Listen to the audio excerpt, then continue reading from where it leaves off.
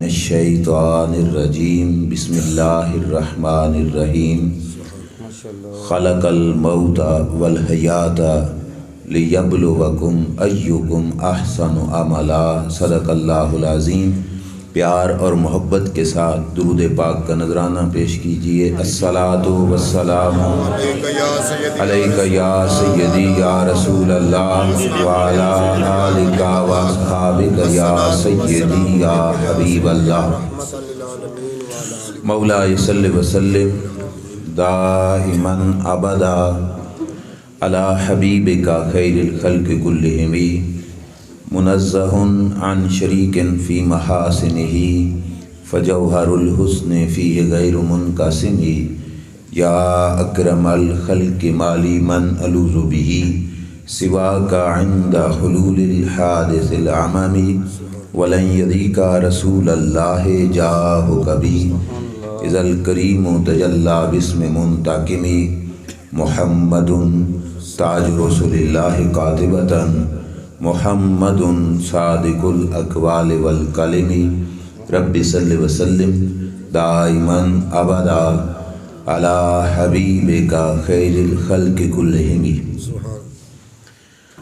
اللہ کریم جل شانہ کی حمد و ثنا اور اس کے پیارے حبیب سید المرسلین خاتم النبیین امام الانبیاء حضرت محمد مصطفیٰ احمد مجتبیٰ صلی اللہ تعالی علیہ وآلہ وبارک وسلم کے دربار گہربار میں ہدیہ درود و سلام بصد ادب و احترام عرض کرنے کے بعد بانی محفل محترم المقام حضرت مولانا حافظ محمد عارف نوری صاحب زید مجدہ، برادرم عزیزم مولانا محمد ندیم احمد قادری صاحب زید مجدہ، برادرم مولانا محمد ضیاء القمر سیالوی صاحب حافظہ اللہ تعالی، دیگر حاضرین معزز سامعین، السلام علیکم ورحمۃ اللہ وبرکاتہ۔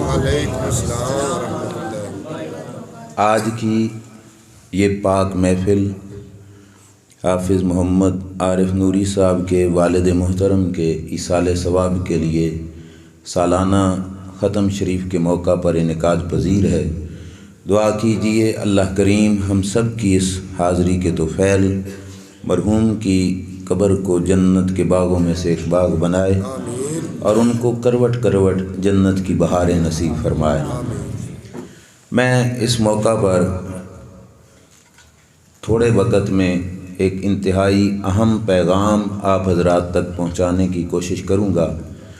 دعا کیجیے اللہ تعالیٰ مجھے حق سچ بیان کرنے کی اور ہم سب کو سن کے عمل کی توفیق عطا فرمائے۔ اللہ کریم قرآن میں ارشاد فرماتا ہے خلق الموت والحیات لیبلوکم ایکم احسن عملا، کہ اللہ نے موت بھی پیدا فرمائی، والحیات اور زندگی بھی اللہ نے پیدا فرمائی۔ زندگی بھی اللہ کی مخلوق ہے اور موت بھی اللہ کی مخلوق ہے۔ اللہ نے دونوں کو بنایا، کیوں؟ لیبلوکم، تمہیں آزمانے کے لیے۔ کس بات میں آزمانے کے لیے؟ ایکم احسن عملا، کس کا کردار سب سے ستھرا سب سے اعلیٰ ہوتا ہے، اور کون ہے جو اچھے کردار کو لے کر اللہ کی بارگاہ میں حاضر ہوتا ہے۔ آپ نے پوری توجہ کے ساتھ سننا ہے، میں انشاءاللہ بات سمجھانے کی کوشش کروں گا، امید ہے ہر صاحب کو سمجھ آئے گی۔ اللہ نے دو چیزیں بنائیں، زندگی اور موت۔ زندگی اور موت۔ زندگی بندے کے اختیار میں رکھ دی، موت اپنے اختیار میں رکھی۔ زندگی کے بارے میں کہا کہ زندگی تو اپنی مرضی سے گزار۔ زندگی میں انسان اچھا کھائے یا ماڑا کھائے اپنی مرضی ہے، اچھا رہے یا برا رہے اس کی اپنی مرضی ہے۔ نماز پڑھے یا نہ پڑھے، کوئی ڈنڈے سے تو نہیں رب فرشتوں کو ذمہ داری لگائی ہوئی کہ کھینچ کے سے لے آؤ، اپنی مرضی ہے۔ زکوٰۃ دے یا نہ دے یہ بندے کے اختیار میں ہے، حج کرے نہ کرے بندے کے اختیار میں رکھ دیا، روزہ رکھے نہ رکھے یہ بندے کے اختیار میں ہے۔ زندگی بندے کے اختیار میں، موت بندے کے اختیار میں نہیں۔ جوان جوانی میں بھی مر جاتے ہیں، بچے بچپنے میں بھی مر جاتے ہیں، ماؤں کے اکیلے بیٹے وہ بچپن کے اندر، جوانی کے اندر روتی مائیں رہ جاتی ہیں، وہ ماؤں کو چھوڑ کے چلے جاتے ہیں۔ بچوں کی مائیں اپنے بچوں کو چھوڑ کر مر جاتی ہیں۔ اللہ کی مرضی سے موت، اللہ کی مرضی، اللہ کے اختیار سے آتی ہے۔ زندگی بندے کے اختیار میں رکھی گئی، اتنی بات آپ کو سمجھ آ گئی؟ زندگی بندے کو اختیار میں دے دی گئی، موت اللہ نے اپنے قبضہ اور اپنے اختیار میں رکھی۔ لیکن ہمیں فرما دیا کہ میں نے موت زندگی دونوں دی تمہیں چیک کرنے کے لیے کہ عمل کس کا اچھا ہوتا ہے۔ زندگی اس کے بندے کے اختیار میں، موت رب کے اختیار میں تھی۔ زندگی یہ اپنی مرضی سے گزارے گا، موت وہ اپنی مرضی سے بندے کو دے گا۔ لیکن رب نے ایک دین بھی ہمیں دیا، شریعت ہمیں دی، اور شریعت اور دین کو دے کر رب نے بندے کو پرکھا کہ میرا بندہ زندگی کیسے گزارتا ہے۔ اب دے مرضی میں دی زندگی کہ تم اپنی مرضی سے گزار۔ ایس زندگی میں اگر بندہ ہونے کے ناطے کہے کہ مولا زندگی میری ہے لیکن مرضی میری نہیں چلے گی، مولا زندگی میری پہ مرضی تیری چلے گی، سبحان اللہ، میں زندگی تیری مرضی کے مطابق گزاروں گا، جو من چاہے گا وہ نہیں کروں گا، جو تو چاہے گا وہ کروں گا، جو میرا دل کرے گا وہ نہیں کروں گا، جو تیری ذات کہے گی میں وہ کروں گا، جو تو فرمائے گا میں وہ کروں گا۔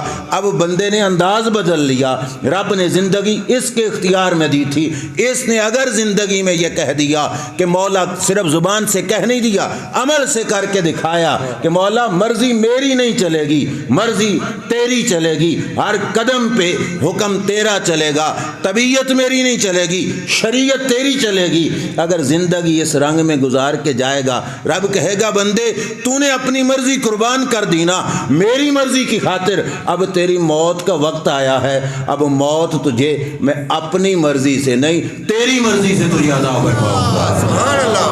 اب اپنی مرضی سے نہیں کا مطلب یہ نہیں کہ اللہ کی مرضی بھی شامل حال نہیں ہوتی، مرضی اللہ کی بھی شامل حال ہے، لیکن بندے کو موت اس وقت تک نہیں آئے گی جب تک کہ بندے کی مرضی موت کی نہیں بن جائے گی۔ بات بڑی عجیب ہے لیکن ہے سچی کہ جس بندے نے زندگی اس کی مرضی کے مطابق گزاری، رب کہے گا بندے اب موت تیری مرضی کے مطابق میں تجھے عطا فرماؤں گا۔ مطلب کیا کہ جب تک بندہ راضی نہیں نہ ہو جائے گا اس وقت تک رب اپنے بندے کو موت نہیں دے گا، پہلے بندے کو راضی کرے گا مرنے پر، اور بندہ راضی ہو کے موت کو قبول کرے گا تب رب بندے کو موت عطا فرمائے گا۔ اور یہ بہت بڑا مقام ہے۔ علامہ اقبال نے بھی کہا خود ہی کو کر بلند اتنا کہ ہر تقدیر سے پہلے خدا بندے سے خود پوچھے بتا تیری رضا کیا ہے۔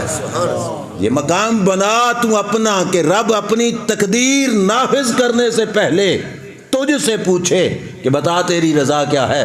اور میرے ان جملوں کو میری تقریر کی فقط تمہید نہ سمجھنا، بخاری شریف کی حدیث ہے، میرے کریم محبوب صلی اللہ علیہ وسلم کی زبان تھی اور فرمان تھا رب ذوالجلال کا، یعنی حدیث قدسی ہے، زبان مصطفیٰ پر فرمان خدا جاری ہوا۔ الفاظ سننا، رب فرماتے ہیں ما ترددت فی شیء کترددی عن نفس عبدی المومن یکرہ الموت وانا اکرہ مساءتہ۔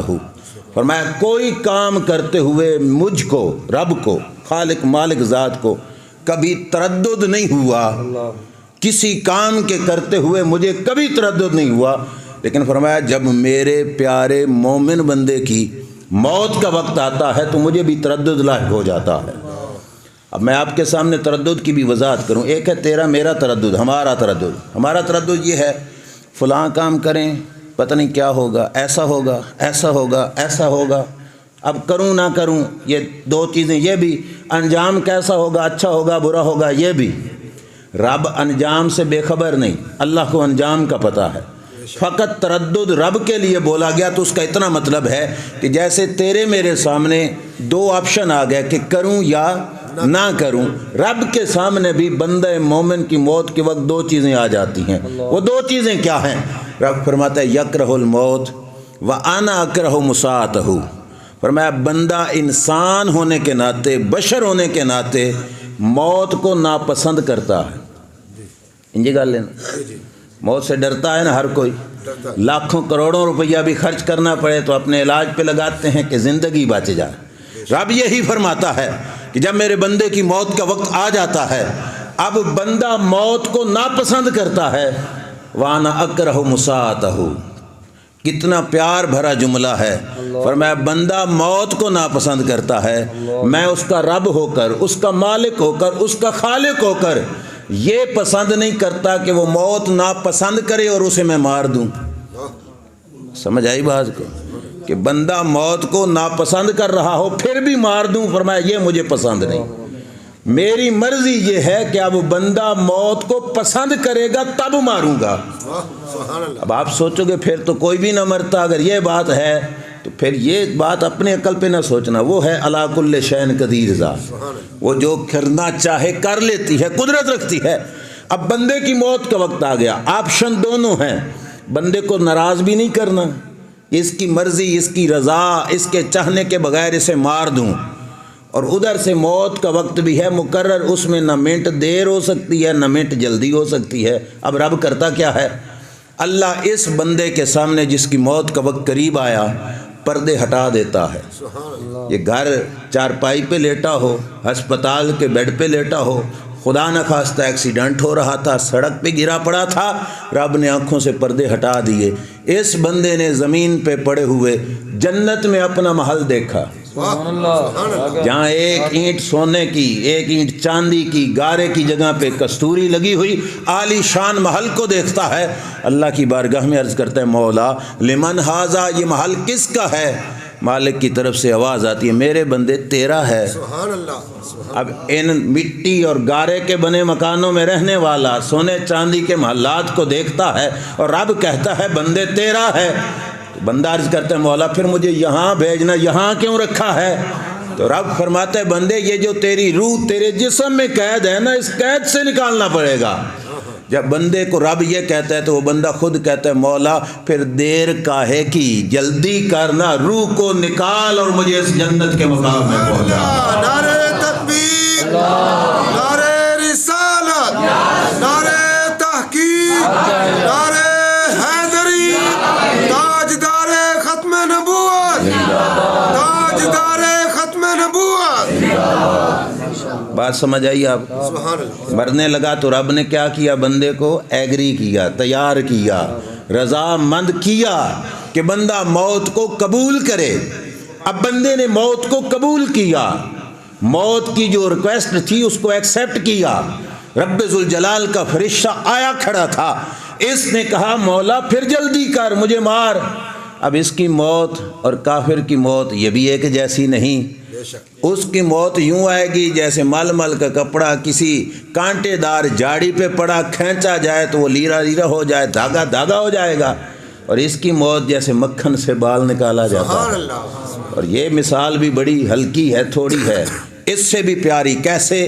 جب روح نکالی جانے لگی آواز آئے گی یا ایتھا النفس المطمئنہ ارجعی الی ربک راضیۃ مرضیہ، او اطمینان والی جان، او دنیا میں اپنی مرضی نہ کرنے والی جان، اور دنیا میں اپنی مرضیاں میری رضا پر قربان کرنے والے بندے، ارجعی، چل واپس پلٹ۔ لفظوں پہ غور کرنا، بڑے چھوٹے سارے۔ ارجعی کا معنی کیا ہے؟ چل واپس، چل واپس پلٹ۔ آپ کا بچہ گھر سے نکلا ہو، باہر گلی میں کھیل رہا ہو، آپ نے یہاں سے عبدالرحمان سے اس کو بابڑا لے کے جانا ہو تو یہاں گلی میں آپ کو ملا تو آپ اسے آگے لے کے جانا ہو تو آپ کہو گے واپس چل یا چل آگے چل؟ آگے چل۔ یہاں سے گھر لے کے جانا ہو تب کیا کہو گے؟ واپس چل۔ کیوں؟ ہے گھر سے باہر، لے کے کہاں جانا ہے؟ گھر، تب کہو گے چل واپس چل۔ رب نے بندے کو کہا جسم سے روح نکل رہی تھی، رب نے یہ نہیں کہا چل آگے چل، نہ، بلکہ فرمایا چل واپس چل۔ کیوں بندے؟ پہلے تو اپنے دیس میں نہیں تھا، پردیس میں تھا، اب وقت آیا ہے واپس اپنے دیس میں چل، واپس اپنے گھر میں چل، جس جگہ کا تو تھا وہاں پہ واپس چل، جہاں سے تو آیا وہاں پہ واپس چل۔ یہ 40 سال 45 سال 50 سال 60 سال زندگی کے جو تو نے گزارے یہ تھا پردیس، اب چل میرے بندے اپنے دیس، تو اپنے گھر چل، اپنے وطن چل۔ اللہ نے بلایا ارجعی، واپس پلٹ۔ آپ مجھے ایک بات بتاؤ، سیانے بندے ہو، بندہ پردیس میں طاقتور ہوتا ہے یا دیس میں؟ دیس میں، سچے بولو۔ دیس میں، دیس میں طاقتور ہوتا ہے، ٹھیک ہے نا؟ کوئی کمزور بھی ہو، بچہ ہو، اپنے گھر کے دروازے کے اندر ہو کر اپنے سے بڑے کے ساتھ بھی لڑائی مول لے لے گا۔ کیوں؟ کہ دیس کے اندر بندہ طاقتور ہوتا ہے، پردیس میں بڑے سے بڑا طاقتور بھی کیا ہو جاتا ہے؟ ہم یہاں پہ کس حالت میں ہیں؟ دیس میں کہ پردیس میں؟ شاباش بولو۔ دیس میں، یہاں پہ پردیس میں، پردیس میں موت کے وقت رب بلائے گا چلو اپنے دیش میں۔ اچھا پردیس میں بیٹھے ہوئے بندہ کمزور کے طاقتور؟ کمزور۔ بات سمجھنا، یہاں پہ آپ دیکھ سکتے ہو کہ نہیں؟ ایک دوسرے کو دیکھ سکتے ہو؟ دیکھ سکتے ہیں، کسی کی بات سن سکتے ہو؟ میری بات سن سکتے ہیں، مجھے دیکھ بھی سکتے ہو۔ کوئی آپ سے لڑ پڑے تو اس کا گریبان پکڑ سکتے ہو، جی جی، دو چار مکے بھی لگا سکتے ہو، لڑائی بھی کر سکتے ہو، کسی لڑنے والے کی صلح بھی کرا۔ یہ کیا ہے؟ جہاں کیا ہے؟ پردیس۔ اور یہ ساری طاقتیں ہمارے پاس موجود ہیں کہ ہم دیکھ بھی سکتے ہیں، سن بھی سکتے ہیں، اپنا بدلہ بھی لے سکتے ہیں، اپنے دشمن سے لڑ بھی سکتے ہیں، اپنے سنگی کی مدد بھی کر سکتے ہیں۔ اب مجھے غور سے بات کو سمجھنا، اگر دیس میں ہماری طاقت اتنی ہے، پردیس میں، اور جب چلے گئے دیس میں، تو طاقت گھٹے گی کہ بڑھے گی؟ بڑھے گی، بولیے، بڑھے گی۔ کتنی بڑھے گی؟ اب ہم دیکھتے ہیں دیوار تک، دیوار کے پرے کیا ہو رہا ہے نہیں پتا۔ جب چلا جائے گا بندہ دیس میں تو دیوار تک نہیں دیکھے گا، دیوار کے پرے بھی دیکھ لے گا کہ کیا ہو رہا ہے۔ سبحان اللہ، سبحان اللہ، میری تقریر کا جو شیلا جملہ سمجھ کے اسے چھوڑ نہ دینا، یہ حدیث پاک ہے۔ سبحان اللہ۔ ام المومنین سیدہ طیبہ طاہرہ امی عائشہ صدیقہ رضی اللہ تعالیٰ عنہ فرماتی ہیں کہ جب میرے شوہر نامدار سید الانبیاء امام المرسلین حضرت محمد مصطفیٰ صلی اللہ علیہ وسلم کا وصال مبارک ہوا، آپ قبر شریف میں تشریف لے گئے، قبر شریف بن گئی، اور حجرہ تھا کس کا؟ اماں عائشہ صدیقہ رضی اللہ تعالیٰ عنہ کا۔ آپ فرماتی ہیں میں اپنے شوہر نامدار کے مزار پہ جاتی، پردہ نہ کرتی، یہ سوچ کر کہ میرے خاوند کا مزار ہے، خاوند سے بیوی کو پردہ کرنے کی ضرورت نہیں۔ فرماتی ہیں پھر وصال ہو گیا سیدنا ابو بکر صدیق رضی اللہ تعالی عنہ کا۔ اب بھی میں جاتی مزار پہ حاضری دینے کے لیے، لیکن پردہ اب بھی بولو نہیں یار، کیوں؟ کیونکہ یہ ہیں میرے والد گرامی، ابا جان، بیٹی کا اپنے ابا جی سے بھی پردہ نہیں ہوگا۔ فلما دفن عمر رضی اللہ تعالی عنہ ما دخلت الا وانا مشدودۃ علی ثیابی حیا من عمر۔ فرمایا حضرت ابوبکر کے بعد جب حضرت عمر فوت ہوئے، ان کا مزار وہیں پہ بنا، اب میں مزار پہ جاتی تو بغیر پردے کے نہ جاتی، چہرے پہ کپڑا لپیٹ کے جاتی۔ کیوں؟ مجھے عمر فاروق سے حیا آتی تھی۔ سبحان اللہ۔ کیا بات ثابت ہوئی؟ یہاں دیوار تک دیکھتے ہیں، قبر میں پڑا شخص منو مٹی کے نیچے پڑا ہے، نگاہیں اس کی اب بھی تیز ہیں، ان مٹی کے پار بھی دیکھ رہا ہے۔ کوئی سمجھ آئی کہ نہیں آئی؟ کیوں نظر بڑھی؟ کہ یہاں تھا پردیس میں، چلا گیا دیس میں، یہاں صرف تھوڑی طاقت سے دیکھتا تھا، وہاں دیکھے گا تو پہلے سے بھی بڑھ کر دیکھے گا۔ دوسری بات بھی سمجھیے، یہاں پہ آپ ہو یا میں ہوں، اڑ سکتے ہیں، پرواز کر سکتے ہیں؟ بولو نا، اڑ نہیں سکتے۔ لیکن حضور علیہ الصلوۃ والسلام کے چچا زاد بھائی حضرت جعفر بن ابی طالب رضی اللہ تعالیٰ عنہ کا وصال ہو گیا، مولا علی کے بھائی ہیں حضرت جعفر رضی اللہ تعالیٰ عنہ۔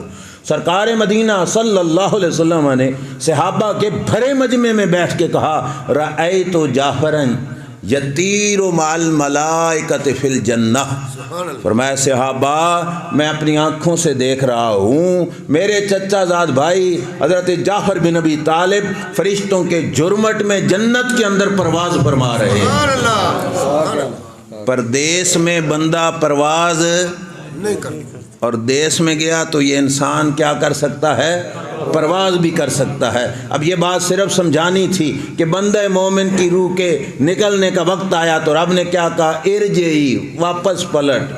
پردیس میں تھا بندے، واپس چل اپنے دیس میں چل۔ دیس میں گیا تو طاقت بڑھ گئی، طاقت اور زیادہ بن گئی۔ اب ان لوگوں کے جھگڑے میں نہ جانا جو کہیں قبروں والے نہیں سنتے، قبروں والے یہ کچھ نہیں کر سکتے، اسے کہو بے وقوف، یہاں ہے پردیس، وہ ہے دیس۔ جو دیس میں سن سکتا ہے، پردیس میں سن سکتا ہے، وہ اپنے دیس میں اس سے بڑھ کر سن سکتا ہے۔ جہاں ہے پردیس، جو پردیس میں اپنے دشمن کا گریبان پکڑ سکتا ہے، وہ اپنے دیس میں جا کے اس سے بھی زیادہ طاقتور ہو جاتا ہے۔ لہذا یہ پردیس سے رب بندے کو لے جانا چاہتا ہے اپنے دیس کی طرف، تو کیا کہا، یا ایتھا النفس المطمئنہ ارجعی، واپس پلٹ۔ اور اگلا جملہ کیا کہا، الی ربک، اپنے پالنے والے کی طرف، اپنے پالنے والے، اپنے پالنے والے۔ اللہ کا نام جبار بھی ہے کہ نہیں؟ بولو، قہار بھی ہے، المنتقم بھی ہے، انتقام لینے والا، بدلہ لینے والا، وہ جبار بھی، وہ قہار بھی، وہ المنتقم بھی۔ لیکن بندے کی روح کے نکالنے کے وقت رب نے یہ نہیں کہا چل بندے جبار کی بارگاہ میں چل، چل بندے قہار کی بارگاہ میں چل، چل بندے منتقم کی بارگاہ میں چل، نہ، روح نکالتے وقت کہا چل بندے اس کی طرف چل جو تجھے ماں کے پیٹ میں بھی پالتا رہا، دنیا کی زندگی میں بھی پالتا رہا۔ چل اس رب کی بارگاہ میں، کیا بتانا چاہتا ہے رب؟ اور بندے یہ نہ سمجھنا کہ وہاں پہ بے بس ہو کے جا رہا ہے اور تیرا کوئی بھی نہیں ہوگا۔ جو ماں کے پیٹ میں تجھے پالتا رہا، وہ قبر میں، زمین کے پیٹ میں بھی تجھے جنت کا رزق عطا فرماتا رہے گا۔ کیا کہا، ارجعی الی ربک، اپنے پروردگار کی طرف لوٹ، واپس جا اپنے پروردگار کی طرف۔ کوئی پروردگار کا الگ جگہ ہے؟ آپ کا یہاں پہ علاقے میں کوئی فوت ہو جائے تو آپ اپنے قبرستان میں دفن کرتے ہو، حلال پور میں کوئی ہو جائے تو وہ اپنے قبرستان میں دفن کرتے ہیں، بابڑا میں ہو جائے تو وہ اپنے قبرستان میں دفن کرتے ہیں۔ تو رب تو کہتا ہے ارجعی الی ربک، کوئی ہے خاص قبرستان رب کا؟ ہر کوئی اپنے اپنے قبرستان میں دفن کرتا ہے۔ پھر رب کی طرف کیا جاتا ہے؟ پتہ چلا قبروں میں دفنانے کی بات نہیں، رب بتا رہا ہے تم جہاں پہ بھی دفناؤ، جو میرا ہوگا نا میں اسے وہاں نہیں رہنے دوں گا، اپنے دیس میں بلا دوں گا۔ وہ وہاں سے پہنچ جائے گا رب کے دیس میں۔ اب رب کے دیس میں جانے والے کو کتنی طاقت ملتی ہے؟ ایک ہے اپنے دیس میں، ایک ہے کہاں گیا، جو رب کے دیس۔ غور کرنا، رب کے دیس میں جانے والے کی طاقت اندازہ لگانا ہو۔ اب قرآن پڑھو۔ حضرت موسیٰ علیہ السلام نے رب سے عرض کی تھی، مولا میں خضر علیہ السلام سے ملنا چاہتا ہوں، میری ملاقات کرا۔ آپ کو پتہ ہے نا، یہ بات سنی ہوئی ہوگی، موسیٰ علیہ السلام کی حضرت خضر علیہ السلام کی ملاقات۔ اللہ نے فرمایا تھا چل موسیٰ جا فلاں بستی میں جا، وہاں پہ تیری ملاقات ہوگی۔ یا اللہ نشانی کیا ہوگی؟ فرمایا موسیٰ جب تم جا رہے ہوگے، جس بستی میں تمہارے ٹفن کے اندر پڑی ہوئی بھونی ہوئی مچھلی زندہ ہو جائے گی، سمجھ لینا وہیں پہ ڈیرا خضر علیہ السلام کا۔ کیا ہوگا؟ بھونی ہوئی مچھلی زندہ ہو جائے گی، وہاں پہ سمجھنا خضر علیہ السلام کا ڈیرا۔ موسیٰ علیہ السلام چلے، حضرت یوشع کو ساتھ لیا، ان کو کہا کہ یہ بات دھیان سے دیکھنا۔ راستے میں ایک جگہ پہ تھکے سٹے کیا، سو گئے، اٹھے، جب اٹھے تو وہاں پہ مچھلی جو ٹفن میں تھی، برتن میں تھی، وہ زندہ ہوئی، چلنے لگ گئی۔ اس نے سمندر کے اندر، پانی کے اندر راہ بنایا، سرنگ بنائی اور آگے چل پڑی۔ یوشع علیہ السلام کو یاد ہی نہیں راہ بتانا، آگے چل پڑے۔ جب آگے گئے تو موسیٰ علیہ السلام نے کہا آتنا غدانا، میرے ساتھی میرا ناشتہ لے آؤ، میرا کھانا لے آؤ، ہمیں سفر میں بھوک لگ گئی۔ انہوں نے کہا اب مجھے یاد آیا، وہ مچھلی جو ہم نے رکھی تھی کھانے کے لیے، وہ تو فلاں جگہ پہ زندہ ہو کے سمندر کے اندر سرنگ بنا کے چلی گئی۔ موسیٰ علیہ السلام نے کہا پھر پہلے بتانا تھا، ہماری منزل آگے نہیں، ہماری منزل وہ ہے جہاں پہ مچھلی زندہ ہوئی تھی۔ اتنی بات سمجھ آ گئی۔ اب میں یہاں سے جو بات بتانا چاہتا ہوں وہ یہ ہے، میرے استاد محترم حضور اشرف العلماء شیخ الحدیث و تفسیر غزالی زماں حضرت علامہ محمد اشرف سیالوی رحمۃ اللہ تعالی علیہ فرماتے تھے، بندے کو رب نے بلایا اپنے دیس میں، اور مچھلی کہاں پہ زندہ ہوئی؟ خضر علیہ السلام کے دیس میں۔ سبحان اللہ۔ کہاں پہ زندہ ہوئی؟ خضر علیہ السلام۔ جس بستی میں رب کے نبی خضر علیہ السلام رہے، اس بستی کی ہوائیں اتنی طاقتور ہیں کہ بھونی ہوئی مچھلی کو لگیں تو بھونی ہوئی مچھلی میں حیات پیدا ہو جائے، زندگی پیدا ہو جائے۔ یار خضر علیہ السلام جتنا بھی بلند و بالا مقام رکھتے ہیں، بندے پھر بھی رب کے ہیں، مخلوق پھر بھی رب کی ہیں، محتاج پھر بھی رب کے ہیں۔ یار جب وہ محتاج کی بستی کی ہوا مردے کو زندہ کر دیتی ہے، بندے کو تو رب نے کہا خضر کی بستی میں نہیں، اب تو اپنے رب کے دیس میں آ جا۔ تکبیر، اللہ اکبر، نعرہ رسالت، یا رسول اللہ، نعرہ رسالت، یا رسول اللہ، فضان حضور اشرف العلماء جاری رہے گا، فضان حضور اشرف العلماء، جاری رہے گا، قبلہ مفتی محمد ابوبکر سیالوی صاحب، زندہ باد۔ ماشاءاللہ توجہ کیجئے، ماشاءاللہ، وہ خضر علیہ السلام کے دیس کی ہوائیں لگیں بھونی مچھلی کو، وہ ہو گئی زندہ۔ بندے کو تو رب نے کہاں بلایا؟ اپنے دیس میں۔ اب جو لوگ جھگڑے ان کے سامنے جھگڑوں کی بجائے ہاتھ جوڑو کہ خدا کا نام ہے یہ بتا دو، رب کے دیس میں جا کے بندہ مر جائے گا، مٹ جائے گا، ختم ہو جائے گا؟ نہ بابا، اس زندگی سے بہتر رب اس کو زندگی عطا فرمائے گا۔ یہ جینا اور ہے، وہاں پہ رب اس زندگی سے بھی بہتر زندگی اللہ اپنے بندے کو عطا فرمائے گا۔ کیوں کہ رب کا وعدہ ہے، من عمل صالحا من ذکر او انثی وہو مومن فلنحیینہ حیاتا طیبہ۔ میں من عمل صالحا من ذکر او انثی وہو مومن کا ترجمہ اپنی گفتگو کے مطابق اور پوری ذمہ داری سے عرض کرنے لگا ہوں۔ گویا رب نے کہا جس بندے نے یہ دنیا کی زندگی میری مرضی کے مطابق گزاری، کل جب موت آئے گی میں اسے موت کے بعد اس زندگی سے بھی بہتر زندگی عطا فرما دوں گا۔ اب کیا خیال ہے، بہتر زندگی لینی ہے یا گندی زندگی لینی ہے؟ بہتر۔ مرنا تو ہر کسی نے ہے کہ نہیں؟ کوئی ہے جو ٹل لگا کے رب کی بارگاہ میں یہ زور لگا لے کہ میں موت سے بچ جاؤں؟ کوئی نہیں۔ تو مرنا اپنی مرضی سے چاہتے ہو کہ نہیں؟ کہ جب تک ہماری رضا نہ ہو اس وقت تک موت بھی نہ آئے۔ تو رب ذوالجلال نے طریقہ بتا دیا، اللہ کے دین نے طریقہ بتا دیا، اگر موت اپنی مرضی سے چاہتے ہو تو پھر زندگی اس کی مرضی کے مطابق گزارو، زندگی اس کی مرضی کے مطابق گزارو۔ کیسے کہ یہ جیتا جاگتا بندہ دنیا کی زندگی میں یوں جیے کہ جیسے اس کے جسم میں جان نہیں، یہ ہلے تو اس کی مرضی سے، اس کی آنکھ کھلے تو اس کی مرضی سے، اس کی زبان بولے تو اس کی مرضی سے۔ کل موت کا وقت آئے گا، رب کہے گا ساری زندگی میری مرضی کے مطابق گزاری، اب موت میں تجھے تیری مرضی کے مطابق عطا فرماؤں گا۔ اور یہ فلسفہ صرف میرا نہیں، ہمارے صوفیاء کرام نے بھی ہمیں یہی فلسفہ دیا۔ سلطان العارفین سلطان باہو رحمۃ اللہ تعالی علیہ فرماتے ہیں، جیوں دے کی جانن سار مویاں دی اتے او جانے جو مردہ ہو، قبراں دے وچ ان نہ پانی اتھے خرچ لڑیندے گھر دا ہو۔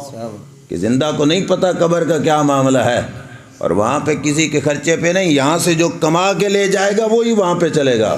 اتھے خرچ لڑیندے گھر دا ہو، ایک وچھوڑا ماں پیو بھائیاں، دوجا عذاب قبر دا ہو۔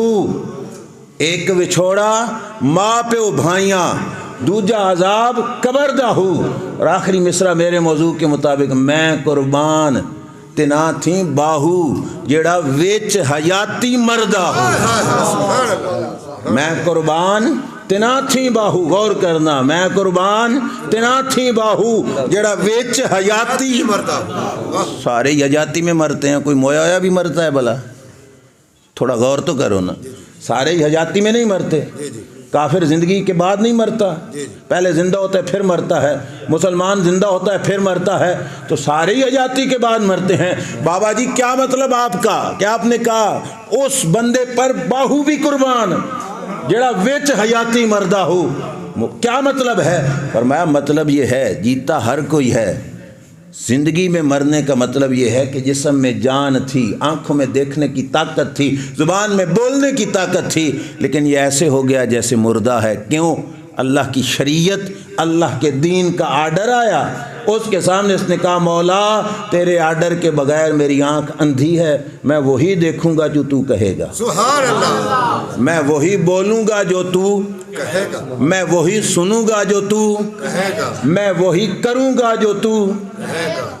اے کم سوکھا گرے، بظاہر اوکھا ہے لیکن سوکھا اس واسطے ہے کہ پھر موت کی تلخیوں سے بچ جائیں گے، پھر موت ہائے ہائے کر کے نہیں آئے گی، پھر موت واہ واہ کرتے آئے گی۔ سبحان اللہ، عاشق صادق سیدنا بلال حبشی رضی اللہ تعالیٰ عنہ کی موت کا وقت قریب آیا، پاس بیٹھی بیوی نے جب موت آتے دیکھی تو کہا واہ حزن ہو، ہائے غم کی گھڑی، اور مرنے والے جو تھے بلال حبشی انہوں نے دیکھ کے کیا کہا واہ تربا ہو، کہا نہ غم کی گھڑی نہ کہنا، یہ تو خوشی کی گھڑی ہے، یہ گھڑی تو خوش کیوں غدن القل احبت محمد صلی اللہ علیہ وسلم، کیوں ادھر سے آنکھ بند ہوگی ادھر ملاقات مدینے کے تاجدار سے ہو جائے، سبحان اللہ، موت بندے کی مرضی سے آئے گی، اور پھر موت بھی وہ کہ جس موت میں درد نہیں ہوگا، جس موت میں درد نہیں ہوگا۔ شیخ محقق شیخ عبدالحق محدث دہلوی رضی اللہ تعالیٰ عنہ فرماتے ہیں جب سے یہ سنا ہے نا کہ قبر کے اندر سرکار نے آ کے ملنا ہے، فرمایا دل کرتا ہے جیتے جی ہی قبر میں چلے جائیں، دل کرتا ہے جیتے جی ہی قبر میں چلے جائیں، کیوں؟ جب زندگی اس کی مرضی کے مطابق ہو جائے گی نا تب مرتے سیدھا جنت میں جائے گا اور دیدار مصطفیٰ صلی اللہ علیہ وسلم نصیب ہو جائے گا۔ اب بات سمجھنا، میں بات کو سمیٹنے کی طرف بھی آتا ہوں کیونکہ وقت بہت زیادہ ہو گیا۔ سلطان صاحب نے آخری بسرے میں کیا کہا تھا؟ میں قربان تناتھی باہو جیڑا ویچ حیاتی مردہ ہو۔ اب ویچ حیاتی مردہ کی ایک شرح میں نے آپ کے سامنے کر دی، اپنی مرضی نہ چلائے نا، تھوڑا بزرگوں سے پوچھ لیں کہ ویچ حیاتی مردہ اس کا مطلب کیا ہے، جیتے جی مرنے کا مطلب کیا ہے؟ سلطان العارفین نے یہ بھی بیان کیا، وہ فرماتے ہیں جیم جیوں دے کی جان جیم جیوں دے جے مر لینا ہے تاں دیس فقیراں رہیے ہو۔ گر بتا دیا نا، طریقہ بتا دیا، آسان کر دیا سمجھنے کے لیے۔ اور جو یہ بات کہی نا کہ جو جیتے جی مر جاتا ہے وہ کامیاب ہوتا ہے، کہ اگر یہ گر سیکھنا ہے تو باہو پاک نے کہا میں بتاتا ہوں، جیم جیوں دیاں جے مر لینا ہے تاں دیس فقیراں رہیے ہو، جے کوئی سٹے گدڑ کوڑا وانگ اروڑی رہیے ہو، جے کوئی سٹے گدڑ کوڑا وانگ اروڑی رہیے ہو، جے کوئی کڈھے مندے گالاں یار دے پاروں سہیے ہو۔ سمجھ آئی؟ جے کوئی کڈھے مندے گالاں یار دے پاروں سہیے ہو، یہ تے پنجابی نہ، یہ تے تو سمجھ آندی پئی ہونی۔ جے کوئی کڈھے مندے گالی گلوچ کو کہتے ہیں، مندے گالاں یار دے پاروں سہیے ہو، اور آخر پہ بتایا قادر دے ہاتھ ڈور ساڈی جینج رکھے اونج رہیے، قادر دے ہاتھ ڈور ساڈی جینج رکھے اونج رہیے ہو۔ میری تقریر ساری اسی شعر میں سمیٹی ہوئی ہے، اور جو میں اپنے دل کی بات آپ سے کہنا چاہتا ہوں وہ ساری دوبارہ پڑھتے جائیں گے اور اسی کی شرح میں میں اپنی گفتگو کو سمیٹ لوں گا۔ پہلے کیا کہا تھا؟ جیوں دیاں جے مر لینا ہے تاں دیس فقیراں پتہ چلا سلطان صاحب نے بتا دیا فقیروں سے کٹ کر رہو گے تو اس طرح کی زندگی نہیں پا سکو گے کہ جیسا زندگی کے بعد موت بھی بندے کو بندے کی مرضی کے مطابق آئے۔ اگر ایسی زندگی گزار کے مرنا چاہتے ہو تو فرمایا جیتے جی کسی فقیر کے لڑ لگ جاؤ، کسی بولو کسی فقیر کے لڑ لگ جاؤ۔ کیوں؟ کہا فقیروں کا انداز اور ہوتا ہے، ہم اور انداز میں جیتے ہیں، ان کے جینے کا انداز اور ہوتا ہے۔ وہ کیا ہے؟ کہا جے کوئی سٹے گدڑ کوڑا وانگ اروڑی رہیے ہو، وانگ اروڑی توجہ کرنا، جے کوئی سٹے گدڑ کوڑا، لوگ کوڑا پھینکیں گے، لوگ گندگی پھینکیں گے، کیا مطلب؟ تجھ سے جدا ہو جائیں گے، تجھے سے الگ ہو جائیں گے، تجھے غربت کی تکلیف اٹھانی پڑے گی, تجھے بے بس ہو کے رہنا پڑے گا. کہا چھوڑو یار, سارا کچھ برداشت کرنا, وہاں گڑوری رہی ہوں. کیا مطلب؟ لوگ کہیں گے فلاں سے رشتہ داری جوڑ لو, نہیں جوڑو گے تو بھوکے مر جاؤ گے. بات چھڈ پرے, وہاں گڑوری رہی ہوں, اروڑی بن جا یار. کیوں؟ جے کوئی کڈھے مندے گالاں یار دے پاروں سیے ہو. کسی نے کہا بڑا سخت مزاج ہے, بڑا ترش مزاج ہے, یہ تو فلاں سے تعلق نہیں جوڑتا, فلاں کے ساتھ اس کا رشتہ داری نہیں. سلطان صاحب نے کہا کوئی کہتا ہے تو کہتا رہے, یار دے پاروں سیے ہو. رب رسول کی خاطر گالی ملتی ہے تو قبول کرو. رب رسول کی خاطر رشتہ دار پرے جاتا ہے تو اسے کہو 4 فٹ مزید پرے جا. کیوں؟ ہم نے زندگی اس کی مرضی کے مطابق گزارنی ہے, اپنی مرضی نہیں کرنی. جب اس کی مرضی کے مطابق زندگی گزاری تو پھر موت عام موتوں جیسی نہیں ہوگی, پھر موت بھی ایسی کہ شہیدوں کو بھی اس موت پہ رشک آئے گا. پھر موت بھی ایسی کہ دیکھنے والے دیکھ کے ترستے رہ جائیں گے کہ مولا اس زندگی سے بہتر ایسی موت ہے جو ہمیں عطا فرما دے. کیسی موت؟ میں وہ آگے بھی عرض کرتا ہوں, لیکن یہ بات تھوڑی مزید کھول دوں. ہماری زندگی کے اندر نت نیا تماشا یہ ہوتا ہے, یار ایسے کر لو برادری ناراض ہو جائے گی, ایسے نہ کیا تو فلاں رشتہ داری ٹوٹ جائے گی, ایسے کر لو فلاں یار ناراض ہو جائے گا, ماما ناراض ہو جائے گا, چاچا ناراض ہو جائے گا. آپ مجھے ایمان سے بتاؤ, ماما پہلے بنا کہ تو امتی مصطفیٰ پہلے بنا؟ بولو, امتی پہلے. چاچے کا بھتیجا پہلے ہے یا محمد مصطفیٰ صلی اللہ علیہ وسلم کا امتی پہلے ہے؟ امتی پہلے. بولو نا یار. چاچے قبر چانا نہیں, ماموں نے نہیں, ابو نے نہیں, اماں نے نہیں. پھر سارے رشتے بعد میں رکھو, پہلے رشتہ مصطفیٰ کو مقدم. سبحان اللہ, سبحان اللہ. اور یہ بات صرف زبان سے نہیں, دل سے کہو کہ اپنا تو سادہ سا اصول دوستی ہے کوثر, جو ان کا نہ ہو ہمارا ہو نہیں سکتا, ہمارا ہو نہیں سکتا. یار اتنے لجپال محبوب کے ہوتے ہوئے کسی غیر کا منہ تکنا بے وفائی ہے کہ نہیں؟ اور بولو, میں ذمہ داری سے کہہ رہا ہوں, آپ کے سامنے بیٹھا ہوں, پورے مجمع میں سے نہیں پورے شہر میں سے کوئی بندہ اٹھ کے بتائے کہ زندگی کے اس مقام پر ہمارے رسول نے ہمیں کچھ نہیں دیا. میں اس رسول کا ادنا سا خادم ہوں. میں زندگی کے ہر شعبے میں بتاؤں گا کہ زندگی کا کوئی شعبہ ہو ہمیں خیرات رحمت مصطفیٰ سے سبحان ملی. اللہ, بے شک سچی بات ہے یار جب سب کچھ ملا حضور کے در سے, ایسے ہے کہ نہیں؟ اب در مصطفیٰ چھوڑ کر غیر کے دروازے پہ جانا بے وفائی ہے کہ نہیں؟ ہے. اور جو بے وفاؤں کا سنگی بنے, بولو بے وفائی ہے کہ نہیں؟ اس واسطے اپنے آپ کو بچاؤ. میں کھل کر بات کو بھی کہہ رہا ہوں, جن لوگوں کی زبان تیرے میرے نبی کو خاتم النبیین نہیں کہہ سکتی, لفظ بول دیں گے, لفظ بول دیں گے کہ ہم خاتم النبیین مانتے ہیں, یہ بھی بہت بڑا ایک جو ہے ان کا ہتھیار ہے. وہ کہیں گے ہم خاتم النبیین مانتے ہیں, لیکن خاتم النبیین کا مطلب ہی ان سے کہو کہ سرکار کے بعد نبوت کسی کو مل سکتی نہیں. جو دعوی نبوت کرے وہ جھوٹا ہے.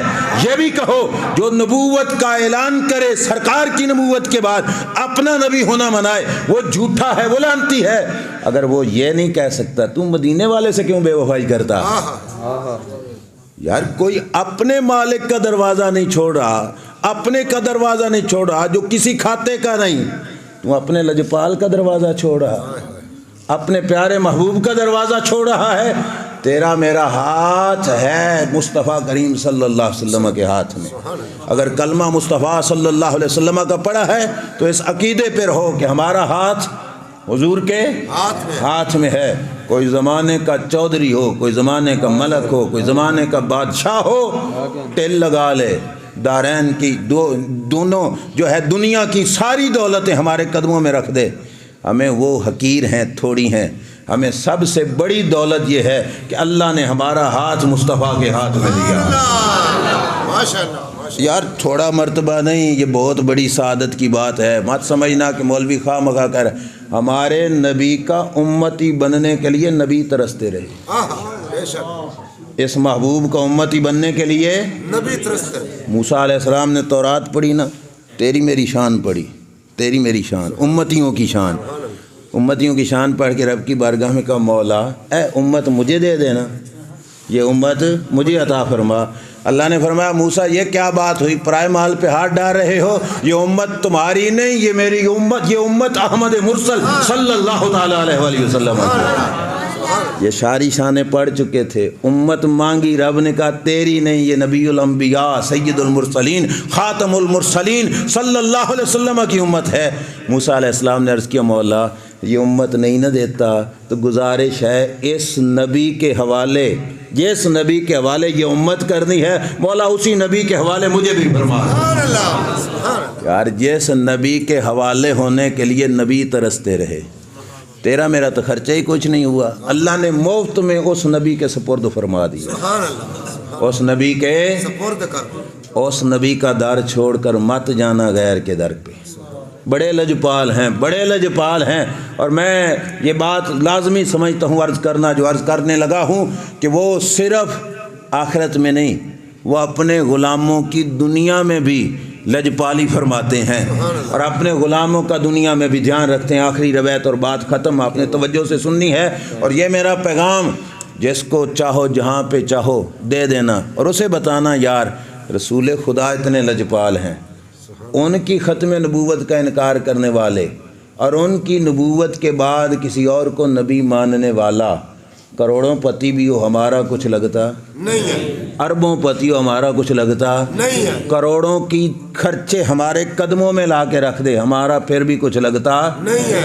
ہم کہیں گے یار یہ بات ماننا اس نبی کے ہوتے ہوئے جس نے دعوی نبوت کیا، تم اسے جھوٹا سمجھتے ہو، ملعون سمجھتے ہو، تو پھر ہمارے سینے سے لگ جاؤ، ہمارا تمہارا جھگڑا ختم، ہماری تمہاری لڑائیاں ختم۔ کیوں؟ کیونکہ اس نبی کی لجپالی یہ ہے کہ جو ان کا ہوتا ہے پھر زمانہ دیکھتا ہے کہ وہ اپنوں سے کتنی لجپالی فرماتے ہیں۔ حضور علیہ الصلوۃ والسلام کے غلام ہیں حضرت سیدنا جلیبیب رضی اللہ تعالیٰ عنہ، رنگ مبارک سبزی مائل تھا، زیادہ سفید نہیں تھا، اللہ کے رسول صلی اللہ علیہ وسلم کے نوکر تھے، خادم تھے۔ جیسے پہلے آپ نے عبدالعزیٰ جو بعد میں حضرت عبداللہ ذوالبجادین بنے ان کی بات سنی، یہ حضور کے لڑ لگے۔ میرے نبی علیہ الصلوۃ والسلام نے پوچھا اے عبداللہ، اے جلیبیب شادی نہیں کرنی؟ حضرت جلیبیب نے عرض کیا یا رسول اللہ مجھے کون رشتہ دے گا؟ میرے نبی علیہ السلام نے فرمایا میں بات کرتا ہوں۔ ایک قبیلے والوں سے بات کی، سرکار نے فرمایا اپنی بچی کا رشتہ دو۔ انہوں نے کہا بڑی عزت کی بات، بڑی خوشی کی بات، ہم دینے کو تیار ہیں۔ سرکار نے فرمایا میرے اپنے لیے نہیں، میرے غلام جلیبیب کو دینا ہے۔ سبحان اللہ۔ وہ جو سبزی مال رنگ ہے، غریب آدمی ہے، کوئی بینک بیلنس نہیں ہے، دولت نہیں ہے، اس کو دینا۔ انہوں نے کہا تھوڑا سوچنا پڑے گا، گھر جا کے بچی کی ماں سے بات کرنی پڑے گی۔ آقا اجازت دو، فرمایا جاؤ کرو۔ گھر جا کے بچی کی ماں سے کہا سرکار نے ہماری بچی کا رشتہ مانگا۔ اس نے کہا بڑی عزت کی بات، بڑی خوشی کی بات۔ کہا نہیں اپنے لیے نہیں، جلیبیب کے لیے مانگا۔ اس نے کہا نہ، اپنے لیے حضور مانگیں تو 100 بسم اللہ، جلیبیب کو رشتہ کون دیتا ہے؟ اس کو کون دے گا رشتہ؟ ماں نہیں مانی۔ اصل میں حکمت تھی اگلی بات کہ جب باپ کے سامنے ماں نے انکار کیا تو باپ اٹھ کے آنے لگا کہ میں رسول خدا کو بتا کے آتا ہوں کہ اس کی ماں نہیں مان رہی، تو اندر سے پردے کی اوٹ سے وہ بچی بولی جس کے رشتے کی بات ہو رہی تھی۔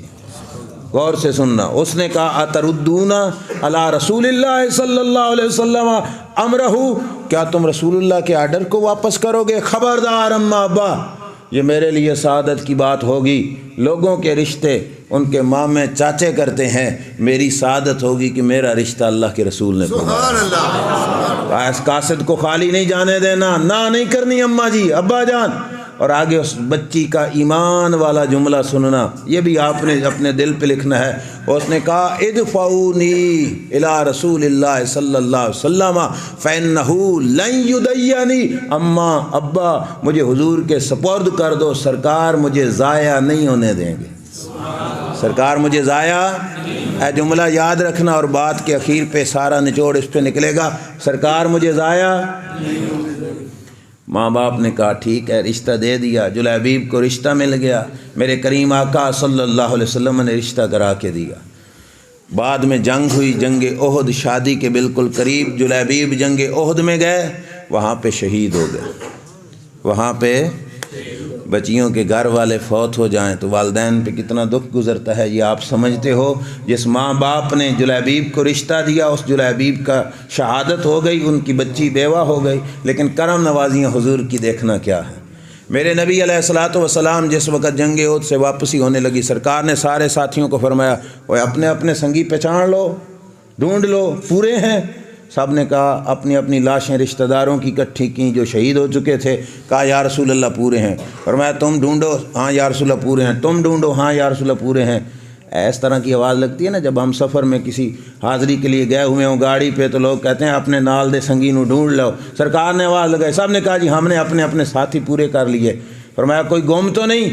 کہا نہیں یا رسول اللہ ہمارے سارے پورے ہیں۔ فرمایا تمہارے سارے پورے ہیں پر مجھے میرا جلیبیب نہیں نظر آ رہا۔ یار باقی باتیں چھوڑو، جس کو سرکار نے اپنا کہہ دیا، کہا تمہیں اپنے رشتہ دار نظر آ رہے ہیں وہ پورے ہیں، فرمایا مجھے میرا جلیبیب نہیں نظر آ رہا۔ آقا ڈھونڈتے ہیں، صحابہ گئے، دیکھا دائرے میں 7 کافر مرے پڑے ہیں، درمیان میں لاش پڑی ہے حضرت جلیبیب رضی اللہ تعالیٰ عنہ۔ حضور کی بارگاہ میں عرض کی یا رسول اللہ اس حال میں؟ فرمایا ہاں میرے جلیبیب نے پہلے ان 7 کو مارا اور ان 7 کے دیے ہوئے زخم سے پھر میرا جلیبیب شہید ہوا۔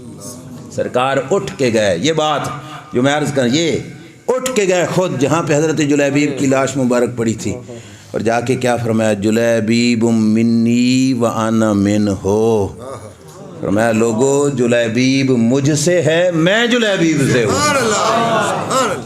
کمال نہیں کر دی محبت کی؟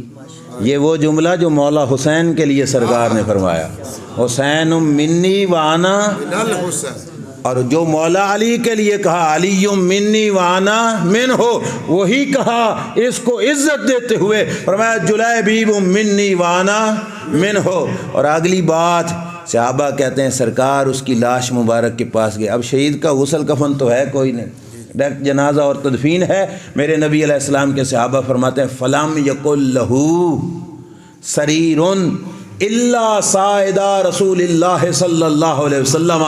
صحابہ کہتے ہیں احد کے میدان میں جہاں پہ ان کی لاش پڑی تھی، اس زمین سے لے کر قبر کی دہلیز تک حضرت جلیبیب کی میت کو چارپائی پہ نہیں اٹھایا گیا، چارپائی تھی نہیں، ان کی میت، ان کی جسم اقدس کو کہاں پہ اٹھایا گیا؟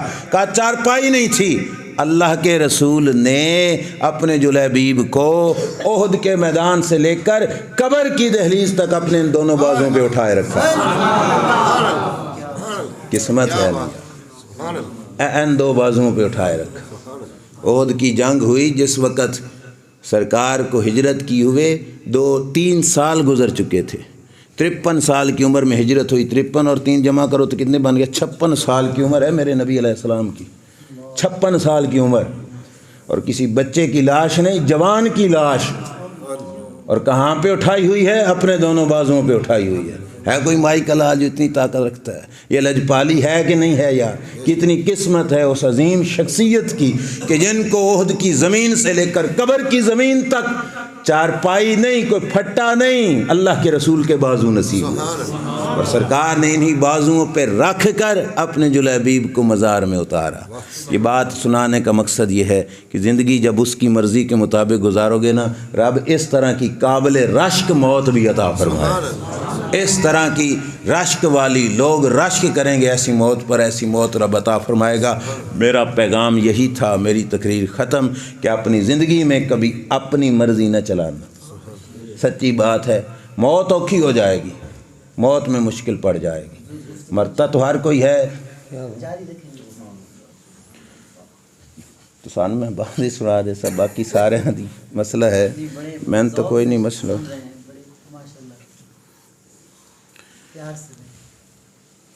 رسول خدا صلی اللہ تعالیٰ علیہ وآلہ وسلم نے حضرت جلیبیب کو اپنے ہاتھوں سے دفن کیا۔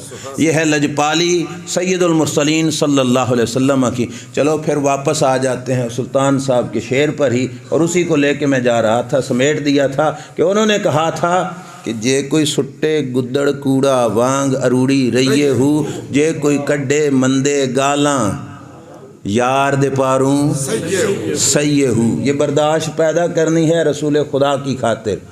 اور ہم محبت کا نعرہ ضرور لگاتے ہیں لیکن یار کی خاطر کچھ برداشت کرنا ہمیں اوکھا ہو جاتا ہے۔ دیکھو امام مالک رضی اللہ تعالیٰ عنہ، وقت کے حاکم سے ٹکر ہو گئی، توجہ کیجئے، حاکم وقت جو اس وقت کا بادشاہ تھا اس سے ٹکر ہو گئی، لڑائی ہو گئی۔ حاکم وقت عباسی خلیفہ تھا۔ کیا تھا؟ عباسی خلیفے کا مطلب ہے حضرت عباس کی اولاد میں سے آ رہا تھا، یعنی اہل بیت مصطفیٰ سے تھا۔ عباسی خلیفے نے آرڈر دیا امام مالک رضی اللہ تعالیٰ عنہ کے بارے میں جلاد کو کہ امام مالک پہ کوڑے برساؤ، روزانہ مروایا کوڑے۔ حضرت امام مالک کو اتنے کوڑے لگتے کہ کوڑے کھا کھا کر امام مالک بے ہوش ہو جاتے۔ اللہ تبارک و تعالیٰ بے نیاز ہے، حکومتیں بدلتی رہتی ہیں، تخت الٹتے رہتے ہیں، لوگوں کی سلطنتیں چینج ہوتی رہتی ہیں، مصطفیٰ کے غلاموں کی سلطنت ایک ہی رہتی ہے۔ جو امام مالک اس وقت کے حاکم کے سامنے ڈٹ گئے اور یار دے پاروں سیہو اس بات پہ عمل کر رہے تھے، ماریں کھا رہے تھے، برداشت کر رہے تھے، حکومت چینج ہوئی، اگلا خلیفہ آیا۔ اگلا خلیفہ امام مالک کا عقیدت مند تھا، اس نے پیغام بھیجا، اس نے کہا امام مالک، جس جلاد نے تمہیں مارا، جس حاکم نے تجھے مروایا، اگر اجازت دو تو ہم اس کو سزا دیتے ہیں، اب حکومت ہماری ہے، ہم اس حاکم کو پکڑ کر سزا دیں گے، آپ کی اجازت ہو جس نے آپ کو مروایا۔ امام مالک رضی اللہ تعالیٰ نے فرمایا کیڑیاں ماراں، کیڑے بدلے، کس مار کا بدلہ آپ بات کر رہے ہو؟ انہوں نے کہا حضور آپ کو کوڑے پڑتے تھے، آپ بے ہوش ہو جاتے تھے، اس مار کی بات کر رہا ہوں۔ آپ نے فرمایا پوچھو ان سے جو میرے آس پاس کھڑے ہوتے تھے جب مجھے کوڑے لگتے تھے، تو فرمایا جب میں بے ہوش ہوتا تھا اور مجھے ہوش آتا تھا تو سب سے پہلے میں آس پاس کھڑے ہونے والوں کو گواہ بنا کے کہتا تھا لوگو گواہ ہو جاؤ، جس نے کوڑے مارے، جس نے آرڈر دیا، میں نے اس کو معاف کیا، میں نے اس کو یار دے پاروں سیہو کیوں معاف کیا؟ کرامتن لرسول اللہ صلی اللہ علیہ وسلم۔ وجہ یہ تھی، امام مالک کہتے ہیں مجھے شرم آتی ہے کہ کل رب کے دربار میں جب عدالت لگے گی، اللہ اپنے بندوں کو جمع فرمائے گا اور جمع فرما کے رب حساب کتاب لینے لگے گا، مجھے شرم آتی ہے ایک طرف اولاد رسول کا بندہ میرا مجرم بن کے کھڑا ہو اور میں اس سے بدلہ لینے کے لیے رب کے دربار میں حاضر ہوں۔ کہا نہ، میں رسول اللہ کے خاندان کے کسی بندے سے بدلہ نہیں لیتا، میں سرکار کی عزت کی خاطر اپنی ساری تکلیفیں معاف کر رہا ہوں، نہ دنیا میں بدلہ لوں گا نہ آخرت میں بدلہ لوں گا۔ یار دے پاروں سیہو، تکلیفیں برداشت کرنی۔ اور آخر پہ کیا کہا تھا؟ قادر دے ہاتھ ڈور ساڈی، جینج رکھے اونج رہیے۔ عام طور پہ آپ نے سنا ہوگا یہ بات، آج کل تو اکثر لوگ بول دیتے ہیں کہ اگر ہم کوشش کر بھی لیں، دھکا لگا بھی لیں کہ ہم ایسے کریں ایسے کریں، وہ ہو سکتا ہے جو اس کی مرضی میں نہ ہو۔ ہم چاہیں کہ ہم کروڑ بتی بن جائیں اور رب چاہے کہ اس کا رزق سینکڑوں میں ہو جائے گا؟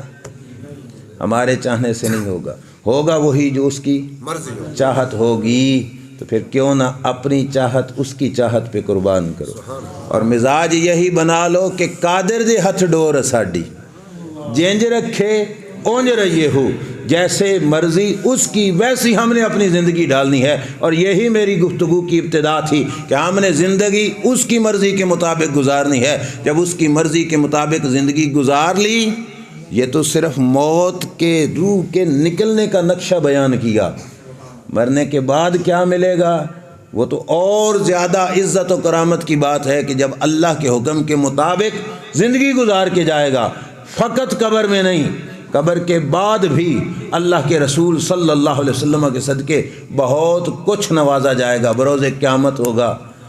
اللہ کے رسول صلی اللہ علیہ وسلم کے صحابہ نے عرض کی یا رسول اللہ ہمیں قیامت کے دن پہچان لوگے؟ جنہوں نے زندگی اس کی مرضی کے مطابق گزاری عرض کر رہے ہیں یا رسول اللہ ہمیں سیان لوگے، پہچان لوگے؟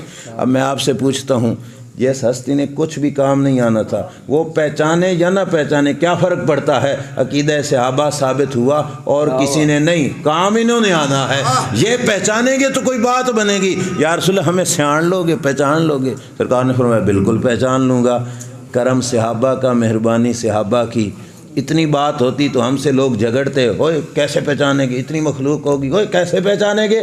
صحابہ کی مہربانی، سوال کر دیا یا رسول اللہ اربوں کھربوں کے حساب سے مجمع ہوگا، آدم علیہ السلام سے لے کے اخیر تک ساری مخلوق ہوگی، ہمیں کیسے پہچانو گے؟ سرکار نے فرمایا یہ بتاؤ، ایک شخص کے گھوڑے ہوں اور ایک گھوڑے وہ ہوں جو سارے کے سارے کالے ہوں، سر کی چوٹی سے لے کے سنبوں کے بالوں تک سارے کے سارے کالے ہوں، اور فرمایا کچھ ایسے ہوں جن کے منہ والی جگہ سفید، گھٹنوں والی جگہ سفید، سنبوں والی جگہ سفید، فرمایا یہ سفید رنگ والے گھوڑے وہ کالے گھوڑوں سے نکھیڑ لے گا کہ نہیں، جدا کر لے گا کہ نہیں؟ صحابہ نے کہا یا رسول اللہ، اس میں کیا مشکل، بڑی آسانی سے نکھیڑ لے گا۔ فرمایا لکم سیما لیست لغیرکم انتم غر محجلون بآثار الوضوء یوم القیامت۔ فرمایا صحابہ میں اپنے نوکروں کو پہچان لوں گا، کیسے؟ فرمایا جس بدن کے حصے کو وضو کرتے ہوئے دھوتا رہا، قیامت کے دن اس کے جسم کا وہ حصہ چمک رہا ہوگا، اور میں اپنے غلام کے جسم کے چمکنے والے چہرے کو دیکھ کر میں پہچان لوں گا کہ یہ میرا ہے۔ نور آنکھوں پہ تو چہروں پہ اجالے ہوں گے، مصطفیٰ والوں کے انداز نرالے ہوں گے۔ رب نے چہرہ نور، ہاتھ نور، پاؤں نور، جو ہے یہ سارا بدن نورانی کر دیا، اور اتنا نور ہوگا، اتنا نور ہوگا۔ قرآن میں آتا ہے جب منافق چلے گا تو اس کے سامنے اندھیرا ہوگا، مومن چلے گا تو سامنے بھی نور، دائیں بھی نور، بائیں بھی نور، ہر طرف نور، اور پل صراط سے نورانیت کے ساتھ گزر رہا ہوگا۔ منافق کہے گا تھوڑا سا نور ہمیں بھی دو، ہمیں بھی دو، ہم بھی تمہارے نور سے فائدہ اٹھائیں۔ اللہ تبارک و تعالیٰ کی طرف سے آواز آئے گی کہ لرجو وراکم فلتمسوا نورا، اور پرے دفع ہو جاؤ، تم دنیا میں جاؤ، دنیا میں یہ نور تمہارے پاس بھی تھا، تم نے گنوا دیا، اب کیوں ان سے مانگتے ہو؟ رب نے کہا نا مومنو، اپنے نور کا فیض انہیں نہیں دینا، انہوں نے دنیا میں اپنا نور گنوایا، اب بتاؤ تیرے میرے پاس نور کہاں سے آئے گا؟ کوئی بیٹری تو چارج کرنی پڑے گی نا، تبھی بلب بلیں گے۔ تو دنیا میں نور والے سے تعلق جوڑنا پڑے گا، اور جب نور والے سے تعلق جوڑ کے جائیں گے تو قبر و حشر کی زندگی میں جسم کے ہر ہر حصے میں اللہ کریم نور پیدا فرما دے گا، اور چہرے کے جسم کے ہر ہر حصے سے نورانی چمک پیدا ہو رہی ہوگی۔